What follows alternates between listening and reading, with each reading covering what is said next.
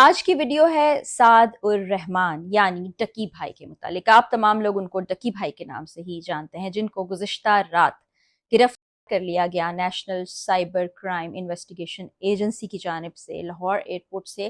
آخر کیوں گرفتار کیا گیا، ان پر کیا الزامات عائد ہیں، کیس کیا چل رہا ہے، کون سی لسٹ میں ان کا نام شامل تھا، کون سی دفعات لگا دی گئی ہیں، اور اس وقت وہ کس طرح ایک مشکل میں پھنس چکے ہیں، تمام تفصیلات آج کی ویڈیو میں آپ سے شیئر کرنے جا رہی ہوں۔ لیکن بچوں کے والدین، نوجوانوں اور ٹین ایجر سے میری ریکویسٹ ہے کہ وہ اس ویڈیو کو غور سے دیکھیں اور دیکھیں کہ کس طرح وہ لوگ جن کو آپ فالو کرتے ہیں لاکھوں کی تعداد میں، وہ انفلوئنسرز، وہ کانٹینٹ کریٹرز، وہ یوٹیوبرز، وہ ٹک ٹاکرز جن کی لائف سٹائل آپ کو بھا رہی ہوتی ہے اور جن کو دیکھ کر آپ سوچتے ہیں کہ ہم بھی ایسا ہی کچھ کر لیں، ان کی زندگی کتنی حسین اور خوبصورت ہے، اصل میں اس کے پیچھے کہانی کچھ اور نکلتی ہے۔ اور میں والدین سے گزارش کرنا چاہوں گی کہ ضرور بچوں کو دیکھیں کہ وہ کیا دیکھ رہے ہیں، کیا کر رہے ہیں، کس طرح کی چیزیں، کون سی ایپس انہوں نے اپنے فون میں ڈاؤن لوڈ کر رکھی ہیں، کیونکہ آج ڈکی بھائی اگر مشکل میں ہیں تو انہی ایپلیکیشنز کی وجہ سے ہیں، اور کیسے ہیں وہ آپ کو میں بتانے جا رہی ہوں۔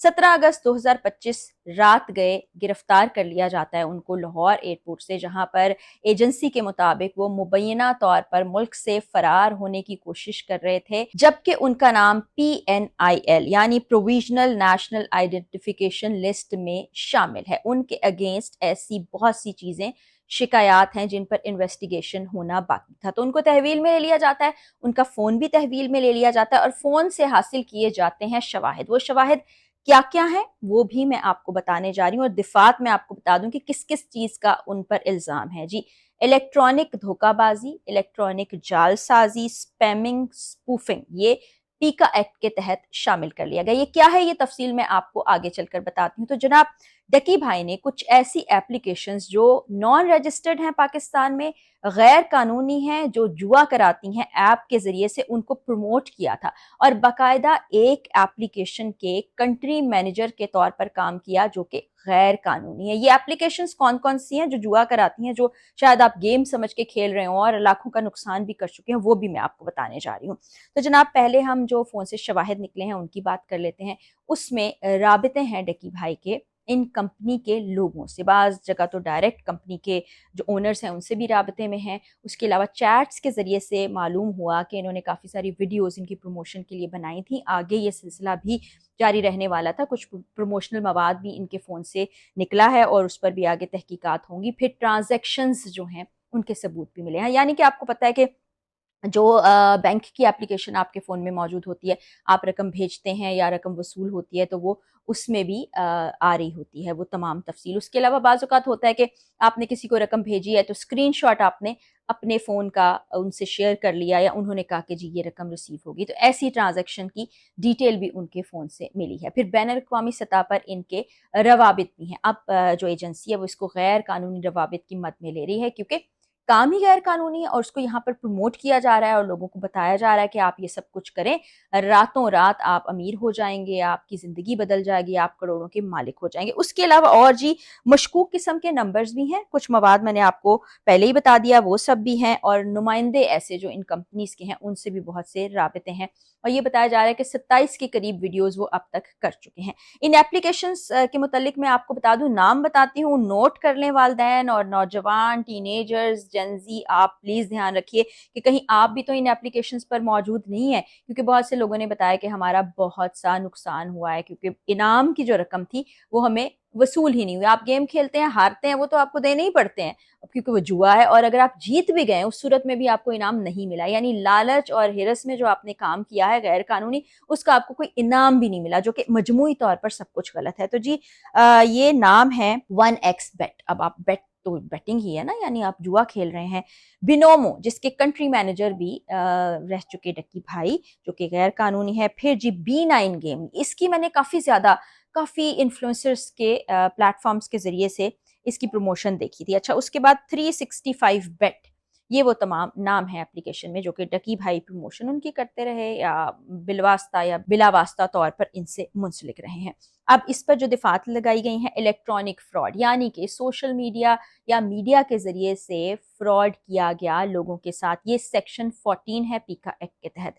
इलेक्ट्रॉनिक जालसाजी यानी कि 2 नंबरी जालसाजी, कि जो चीज़ है नहीं वो आपको दिखाना और बताना कि इस तरह से है, ऐसे कर लिया जाए तो यूँ हो जाएगा। ये है जी सेक्शन 13 के अंडर। उसके बाद स्पैमिंग यानी कि फ्रॉड है, झूठ है और उसको प्रमोट किया जा रहा है, और स्पूफिंग ये भी दफ़ा 26 और 25 हैं जो इसमें शामिल कर ली गई हैं। फिर पीपीसी की दफ़ात भी शामिल हैं जिनमें B294 है, यानी तिजारत में इनाम। अब तिजारत में इनाम क्या होता है इसको समझ लेते हैं।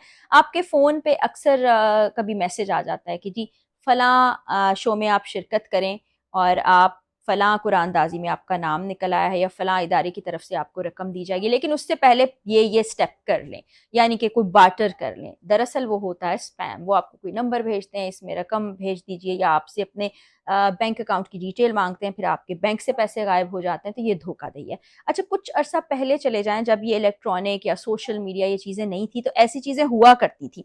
सड़कों के किनारे सर्फ बेच रहे हैं, ऐसी अशिया बेच रहे हैं और आपको कह रहे हैं कि आपका इनाम निकला है, लेकिन इससे पहले आप फलां अकाउंट नंबर में ये पैसे जमा करा दीजिए। तो ना इनाम निकलता था, ना कुछ होता था, लालच में लोग करते थे, सादा लोही ऐसी थी, और अभी भी ये सब कुछ हो रहा है। तो ये जी पीपीसी की दिफा भी उसमें शामिल है।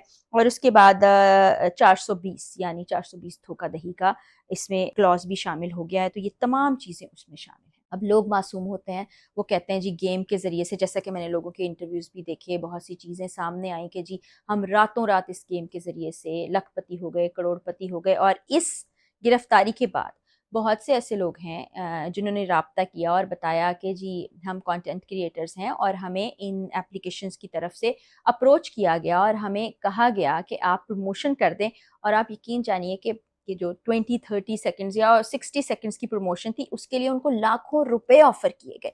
अब कोई ऐसी चीज़ हो जो कानूनी भी हो, उसके लिए लोग इतने ज़्यादा पैसे ऑफर नहीं करते। बड़ी-बड़ी कंपनीज़ भी आपको बहुत एक मुनासिब सा प्रमोशन के लिए बजट देती हैं। इतना बजट मिल जाना इसका मतलब है कहीं न कहीं तो कोई खराबी थी। अब लालच में आकर, और हो सकता है आप कहें कि डक्की भाई को मालूम नहीं था, या वो ये सब कुछ ऐसे ही करते रहे, उन्हें क्या पता गेम के पीछे क्या है, वो प्रमोशन के लिए वीडियो कर लेते थे।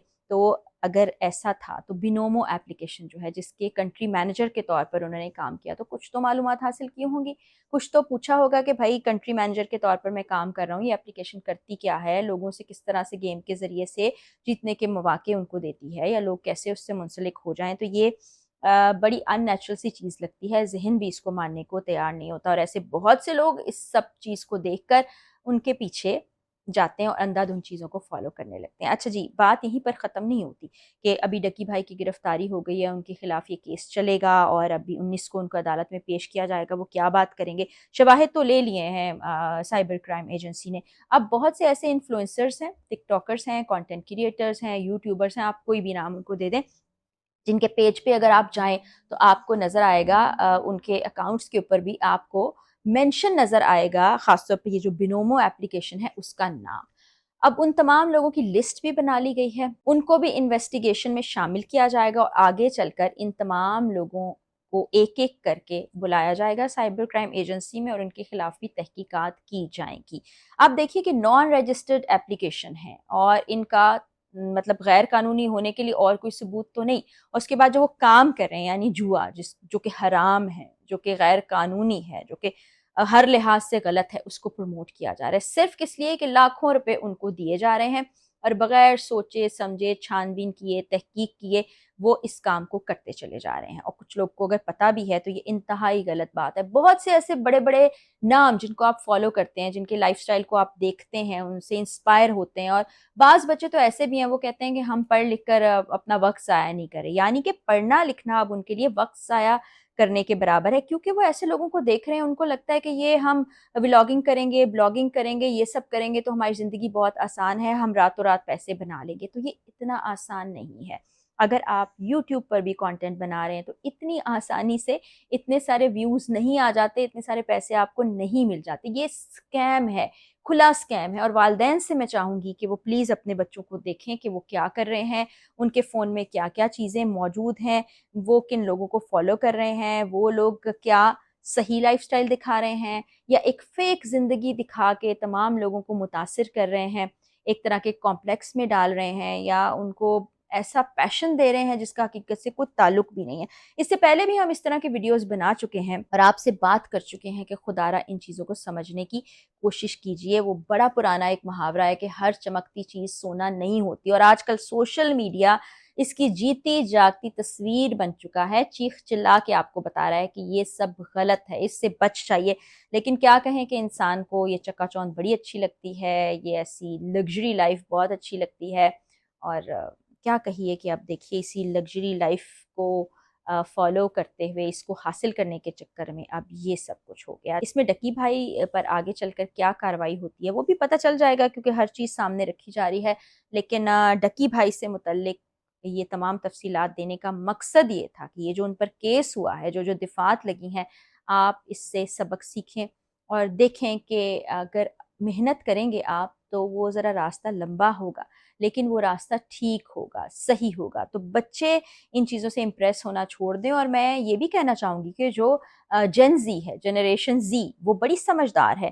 وہ ٹیکنالوجی کے دور میں پیدا ہوئے ہیں، انہوں نے یہ سب کچھ گیجٹس دیکھ رکھے ہیں، ان کو پتہ ہے کہ کون سے پلیٹ فارم کو ریسرچ کے لیے استعمال کرنا ہے. بہت سی جگہ پر وہ آپ کو بتا رہے ہوتے ہیں کہ یہ چیز ایسے نہیں ہے، ایسے ہے، ریالٹی یہ ہے، یہ فیک ہے. تو آپ اپنے لیے بھی یہ انویسٹیگیشن کیجئے، یہ ریسرچ کیجئے، یہ سب کچھ جانیے اور دیکھیے، اس کے بعد کوئی قدم اٹھائیے. ورنہ یہ ایک تباہی ہے، بربادی ہے، غلاظت ہے جو ہر گھر میں پہنچ چکی ہے، کیونکہ ہر کسی کے پاس فون موجود ہے. تو والدین بھی اپنے بچوں کو پلیز، بہت سے لوگ نیچے لکھتے ہیں کہ جی بچے نہیں سنتے ہیں ہماری، تو پلیز بچپن سے ہی ان کو دوست بنا کے رکھیے، ان کو اچھے برے کی پہچان کرائیے اور ان کو بتائیے کہ ریئل لائف کیا ہے، فیک لائف کیا ہے، کس سے بچنا ہے، نہیں بچنا. جب بیس اچھی ہوتی ہے تو پھر بچہ غلطیاں نہیں کرتا، بچہ اس طرح کے سپیم میں نہیں پھنستا، اس فراڈ میں نہیں آتا. اور دیکھیے کہ کتنے سمجھدار ایسے لوگ جو آپ کو لگتا ہے بڑی اچھی باتیں کرنے والے ہیں، وہ بھی اس سب میں ملوث ہے. اللہ تعالیٰ ہمارے حال پر رحم کرے، ہمارے پیارے پاکستان پر رحم کرے. انشاءاللہ بشرط زندگی اگلی ویڈیو میں ملاقات ہوگی. اجازت دیجیے، اللہ حافظ.